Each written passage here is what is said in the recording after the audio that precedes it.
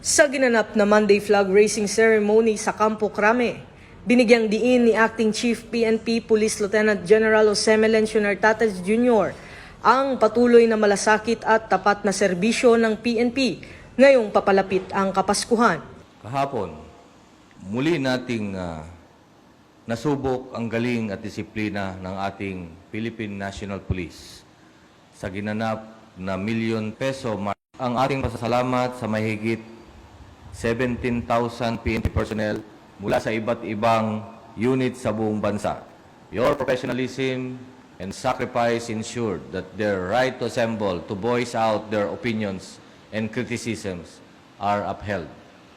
At kinilala ang tuloy-tuloy na pagtugon ng PNP sa mga apektado ng bagyong Verbena.